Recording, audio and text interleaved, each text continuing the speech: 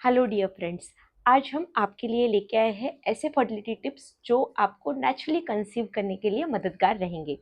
मैं डॉक्टर कांचन दुरुक्कर, मैं स्त्री रोग तज्ञ और टेस्टी बेबी कंसल्टेंट हूँ और पिछले 10 वर्ष से पुणे में कार्यरत हूँ। तो ऐसे क्या फर्टिलिटी टिप्स हैं जो आप अगर फॉलो करते हैं तो आप नेचुरली ही कंसीव हो सकते हैं। पहले तो है, आप फर्टाइल विंडो आपका जो भी है उसमें आप अल्टरनेट डे सेक्सुअल कांटेक्ट रखिए। ये बहुत इंपॉर्टेंट है। बहुत बार कपल्स बिजी होते हैं तो जो फर्टाइल विंडो है उसमें सेक्सुअल कांटेक्ट रखना पॉसिबल नहीं होता है। लेकिन जो फर्टाइल विंडो है उसमें आपने डेली या अल्टरनेट डे अगर आप सेक्सुअल कांटेक्ट रखते हैं तो नेचुरली कंसीव होने में आपको मदद होती है। अब ये फर्टाइल विंडो कैसे कैलकुलेट करना है इसका डेडिकेटेड वीडियो हमने बनाया है। फिर भी जो आपका अगर 30 डेज का साइकिल है तो आपके पहले के 10 दिन और बाद में के 10 दिन आप छोड़ दीजिए, लेकिन जो बीच के 10 दिन हैं आपके, ये आपका फर्टाइल पीरियड होता है। जो भी आपका ओवुलेशन डे है उसके 5 दिन पहले और जो ओवुलेशन डे है ऐसे 6 दिन आपका फर्टाइल विंडो होता है। तो उन दिनों में आप एटलीस्ट अल्टरनेट डे या फिर डेली भी आप सेक्सुअल कांटेक्ट अगर रखते हैं तो ये आपको प्रेगनेंसी के लिए हेल्पफुल रहता है। इसके अलावा डाइट जो है उसमें रिच एंटीऑक्सीडेंट डाइट। तो एंटीऑक्सीडेंट्स किसमें होते हैं? फ्रेश फ्रूट्स, वेजिटेबल्स और जो भी डेयरी प्रोडक्ट्स हैं इनमें रिच एंटीऑक्सीडेंट्स रहते हैं। तो ये आपने अगर ज़्यादा से ज़्यादा कंज्यूम करते हैं, जो भी मौसमी फूड है, जो भी सीजनल फूड है वो आप कंज्यूम करते हैं तो ये रिच इन एंटीऑक्सीडेंट्स रहते हैं। तो ये आपने ज़रूर लेना चाहिए। उसके अलावा कोई भी एडिक्शंस है जैसे कि स्मोकिंग, अल्कोहल, इससे आपको दूर रहना है। ये अगेन आपके फर्टिलिटी को अफेक्ट करता है। स्मोकिंग आपके एग क्वालिटी को, स्पर्म क्वालिटी को अफेक्ट करता है और अल्कोहल जो है वो अगेन स्पर्म के फंक्शन को अफेक्ट करता है और एग क्वालिटी को भी ये अफेक्ट करता है। तो ये जो एडिक्शन है इससे हमें दूर रहना है। एक्सरसाइज जो है इसमें भी विगरस एक्सरसाइजेज नहीं चाहिए, मॉडरेट एक्सरसाइजेज, जो ऐसे एरोबिक एक्सरसाइजेज जिससे आपका हार्ट बीट बढ़ता है, आपको स्वेटिंग आता है, ऐसे एक्सरसाइजेज आप करिए। जिमिंग जो है वो आप कर सकते हो, लेकिन एक्सेसिव जिमिंग जो है वो भी आपके लिए अच्छा नहीं है।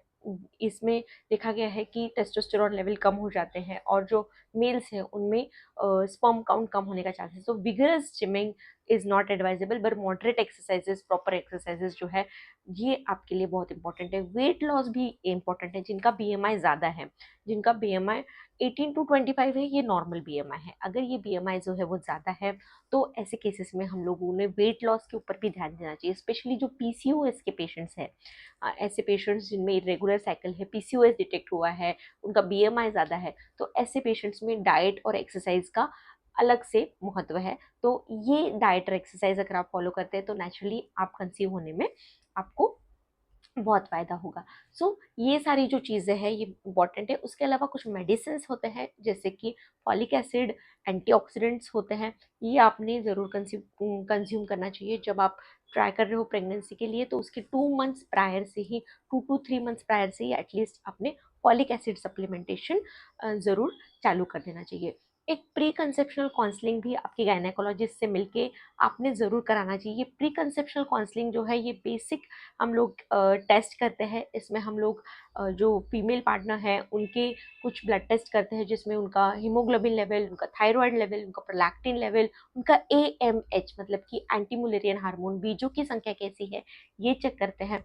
और उनके एक बेसिक सोनोग्राफी करते हैं जिसमें हम यूट्रस का साइज़ कैसा है, ओवरी का साइज़ कैसा है, ये सारी चीज़ें जो है वो चेक करते हैं।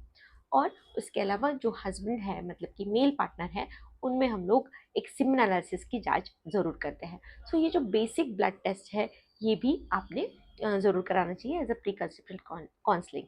अगर आपको सेक्सुअल डिस्फंक्शन है, मतलब कि बहुत बार इसके बारे में बोला नहीं जाता है, लेकिन अगर नेचुरल सेक्स करने में प्रॉब्लम है, जैसे कि फीमेल पार्टनर में वैजिनिस्मस है, पेन है सेक्सुअल इंटरकोर्स करते वक्त, उसको हम वैजिनिस्मस कहते हैं, या फिर मेल पार्टनर में इरेक्टाइल डिस्फंक्शन है या फिर प्री मैच्योर इजैकुलेशन, ऐसे कुछ प्रॉब्लम्स है तो उसके लिए भी आपने आपके डॉक्टर से ज़रूर कंसल्ट करना चाहिए। क्योंकि अगर ये प्रॉब्लम्स है तो आपको नेचुरली कंसीव होने में प्रॉब्लम रह सकती है।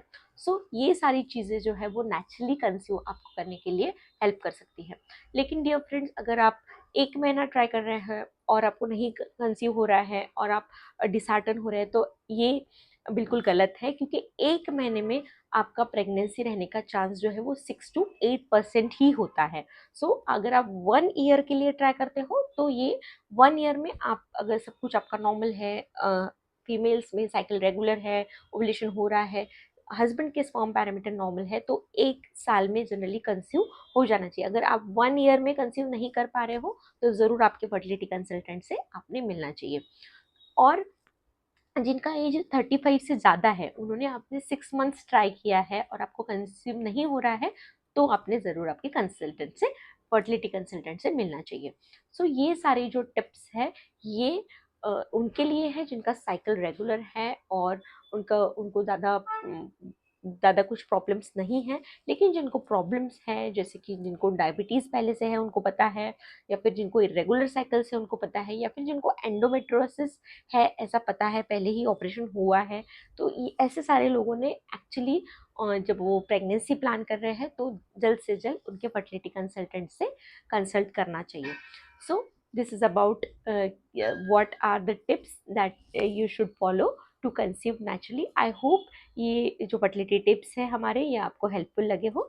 अगर आपको हमारी ये टिप्स हेल्पफुल लगे हो तो ज़रूर हमारे इस चैनल को लाइक कीजिए, शेयर कीजिए और सब्सक्राइब कीजिए। Thank you so much.